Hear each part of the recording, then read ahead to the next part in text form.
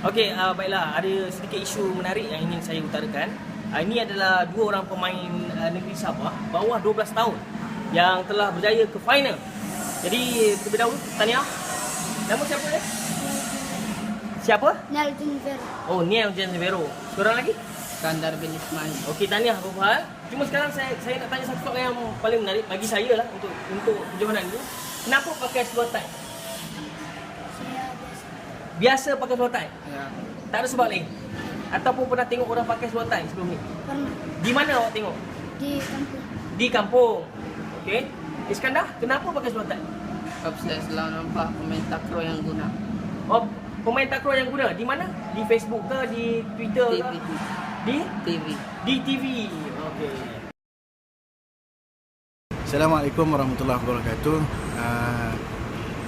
Komen saya terhadap isu yang berkaitan dengan pemakaian dalam sukan ataupun perkara-perkara yang kita lakukan ketika bersukan.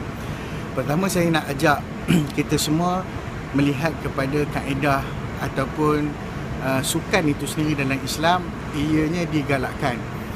Bagaimana Allah Subhanahu Wa Taala menerusi hadis Nabi SAW mengatakan seorang mukmin yang kuat itu lebih disayangi dan disukai oleh Allah Taala berbanding seorang mukmin yang lemah. Maka dari sudut kekuatan di sini, perkara-perkara yang membina kekuatan adalah antaranya riadah dan sukan.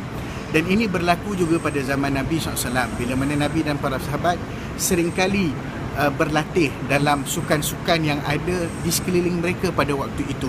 Di bumi Madinah itu sendiri ada satu tempat yang selalu digunakan oleh Nabi SAW, dan di situ ada satu masjid namanya Masjid As-Sabqa. Masjid As-Sabqa ni adalah satu tempat stesen di mana sahabat-sahabat akan berlatih kuda, berlawan lari dan sebagainya, berlatih memanah, berlatih peperangan dan sebagainya. Maka keadaan mereka berlatih itu satu keadaan yang memang digalakkan dan sukan ini digalakkan. Tapi persoalannya, apakah kita perlu mengikut kaedah orang lain ataupun kita ada kaedah kita sendiri dalam bersukan? Maka Islam menganjurkan, tidak salahnya untuk kita bersukan, tetapi mestilah ada elemen-elemen yang mematuhi syariat dalam sukan tersebut. Antara salah satu yang kita nak tekankan kat sini adalah dari sudut pakaian.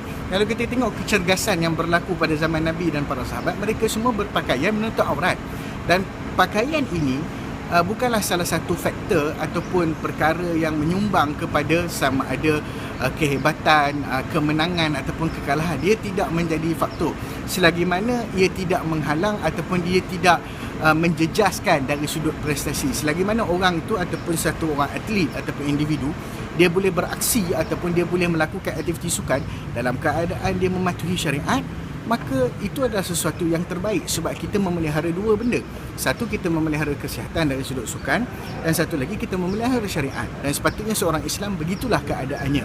Dan kalau kita misal kata dalam pertandingan misalnya, contoh kalau kita ambil satu sukan yang kita contoh dekat sini, sukan sepak takraw misalnya.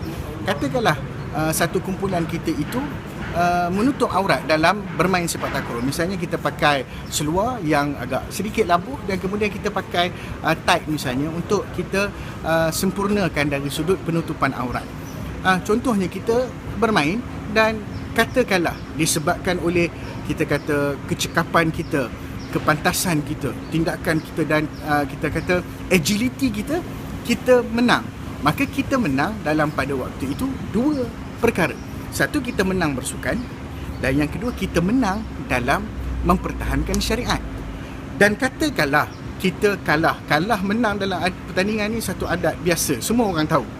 Takkan semuanya menang sampai ke habis, mesti ada yang kalah. Katakanlah kita kalah, kita mungkin kalah pertandingan, tetapi dari sudut prestasi orang kata, oh ini prestasi masih kekal, bagus.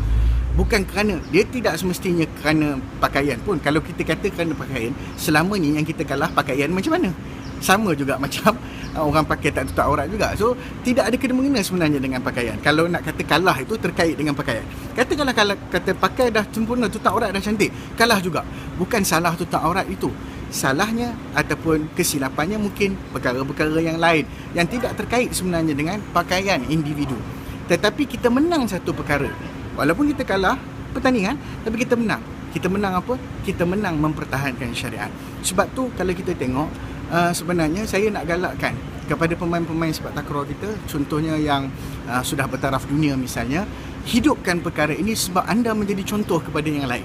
Berapa ramai daripada kalangan anak-anak muda kita yang menginspirasikan anda sebagai idola ataupun sebagai ikutan mereka. Contohnya dalam pertandingan baru-baru ini, ada yang anak-anak tu mengatakan, kami lihat di kaca TV mereka berpakaian dan kami kagum kerana ia tidak mengganggu prestasi. Maka perkara ini, kalau kita memulakan suatu sunnah yang baik, maknanya kita memulakan satu tabiat ataupun etika kesukanan mematuhi syariat, maka etika itu akan diikut oleh orang lain, maka ia akan menjadi pahala berpanjangan dan akan terus diikut. Bayangkan, ini adalah legasi yang kita tinggalkan. Legasi, meninggalkan satu legasi yang terbaik ataupun legasi orang mengikut legasi yang baik, maka kita akan mendapat pahala berpanjangan. Bayangkan, kalau legasi yang kita tinggalkan itu adalah legasi yang tak baik, maka orang ikut ketidakbaikan kita itu. Hatta kita sudah masuk dalam kubur pun, kita akan terima kesan legasi tidak baik itu. Mana satu pilihan kita, maka sepatutnya kita berusaha. Dan saya sarankan kepada semua pemain sepak takraw, kalau boleh kita jadikan sukan ini sukan yang patuh syariat dan sukan pertama yang memperkenalkan ataupun yang mengagungkan syariat dalam bersukan. Dan yakinlah, sejauh mana ataupun selagi mana kita menjaga hak-hak Allah Ta'ala, Allah akan sentiasa menjaga kita. Wallahu a'lam.